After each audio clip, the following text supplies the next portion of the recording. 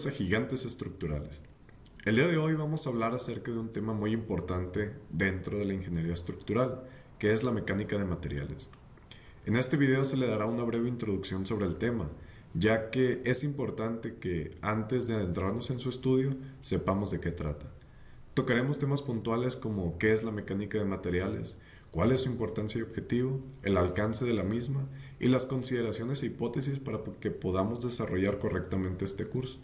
Sin más preámbulo, empezamos. Entonces, ¿qué es la mecánica de materiales?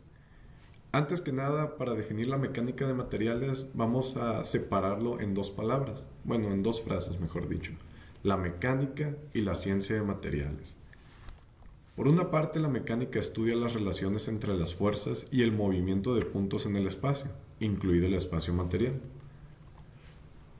Por otro lado, la ciencia de los materiales es el conjunto que estudia las propiedades de los materiales, incluidas sus propiedades mecánicas. La mecánica es de carácter sumamente deductivo. Habiendo definido algunas variables y establecido ciertas premisas, es posible deducir lógicamente las relaciones entre variables. Por otro lado, la ciencia de los materiales es eminentemente empírica. Es decir, una vez que se definen las variables, las relaciones entre ellas se establecen de forma experimental. Entonces, con base en esto ya podemos hacer una definición de lo que es la mecánica de materiales. Y esta la podemos decir que la mecánica de materiales sintetiza las relaciones empíricas de los materiales dentro del marco lógico de la mecánica. Esto pues con la finalidad de producir fórmulas que nos sirvan para el diseño estructural.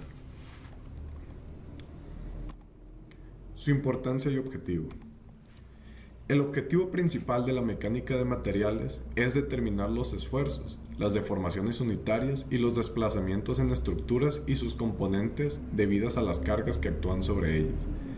Estos conceptos pues más adelante los iremos definiendo uno a uno, pero con que entendamos de qué trata la mecánica de materiales es suficiente. Por ejemplo, en este elemento que vemos aquí abajo,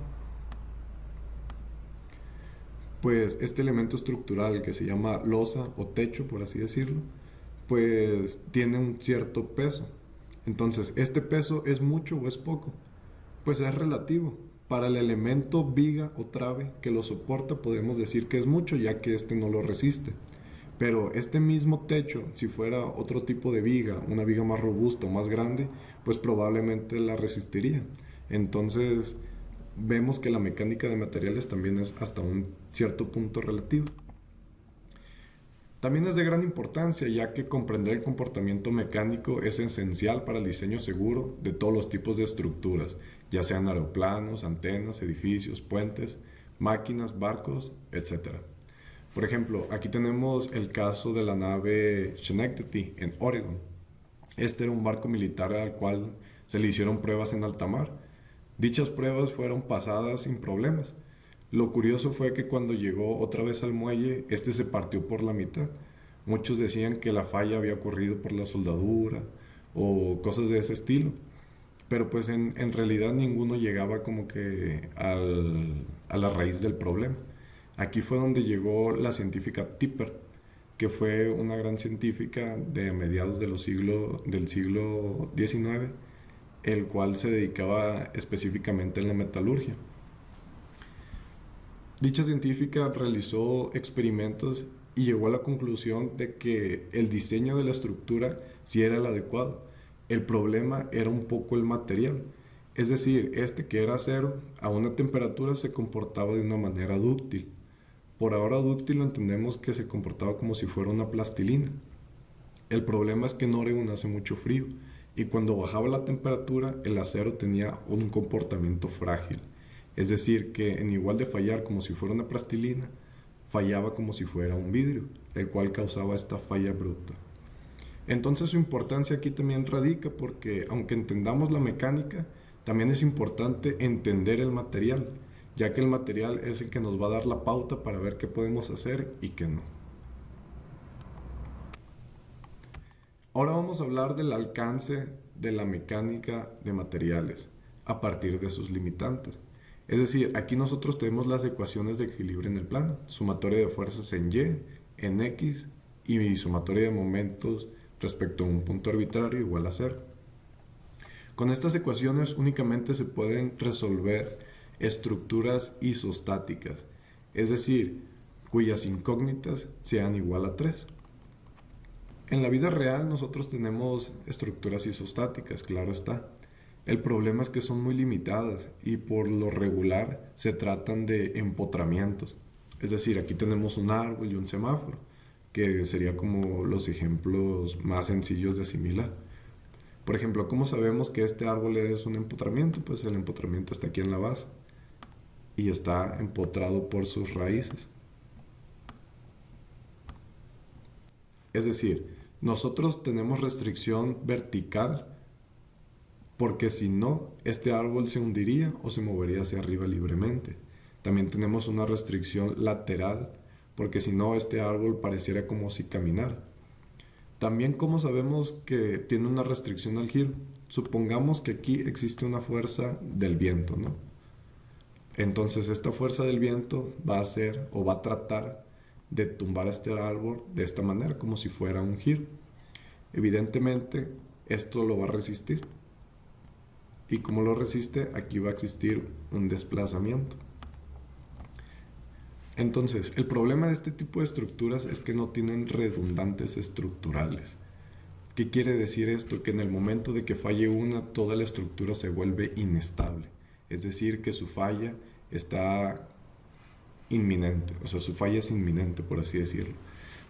Por ejemplo, supongamos que esta fuerza de viento se incrementa de tal manera que tire el árbol, o sea, lo va a girar así completamente. Va a provocar un giro hacia acá. Entonces, esta restricción, que es la del giro, va a desaparecer. Y aunque exista la vertical y la horizontal, por el hecho de no existir el giro, pues esta estructura va a fallar. Lo mismo pasa en el caso del semáforo. Aquí tenemos el empotramiento. Entonces, el peso de esta va a hacer que gire en este sentido. Como que va a tratar de girar toda esta estructura hacia abajo. Entonces, ¿qué pasa? Que cuando falla el giro, pues este material se va a caer. El problema de la vida real es que la mayoría de las estructuras que nosotros hacemos no son isostáticas. Es decir, tienen más redundantes. ¿Esto por qué? Por seguridad. Porque imagínense que esto fuera un edificio. Que aquí tuvieras tu edificio, ¿no? Y que es toda parte de abajo. Y que esta parte de abajo fuera tu única, por decirlo así, cimentación. En el momento que esta falle, todo el edificio va a caer. Entonces, en la vida real, pues, ¿qué es lo que tenemos? Tenemos el siguiente caso. Por ejemplo, este es un puente. Bueno, es un muelle, por así decirlo. Digo, sí. Entonces aquí, estas columnas que tenemos, 1, 2, 3, 4, 5, las podemos representar como si fueran articulaciones. Por el momento sí lo tenemos. Y el pasillo de este puente, pues lo podemos representar como si fuera una viga. Evidentemente aquí pues existe como un doblez, se alcanza a ver, pero nosotros podemos decir que es completamente recta. Obviamente esta viga tiene un peso, que si se le añade también el de las personas, pues va a tener una carga. Entonces, ¿qué es lo que pasa? Aquí, por el simple hecho de ser una articulación, va a aparecer una reacción vertical, 2, 3 y 4. Entonces, ¿qué es lo que pasa? Nosotros tenemos solo 3 ecuaciones del equilibrio. Contra 4 incógnitas, pues no lo vamos a poder resolver. Entonces, aquí es donde entra la mecánica de materiales. Y, por ejemplo, ¿qué es lo que pasa si apareciera una fuerza horizontal? Pues el problema se complica aún más porque entonces ya no tenemos solo 4 incógnitas, ahora vamos a tener 8. 1, 2, 3 y la última acá, 4. Entonces, aquí es donde entra la importancia de la mecánica de materiales, porque con base en su estudio podemos determinar dichas reacciones.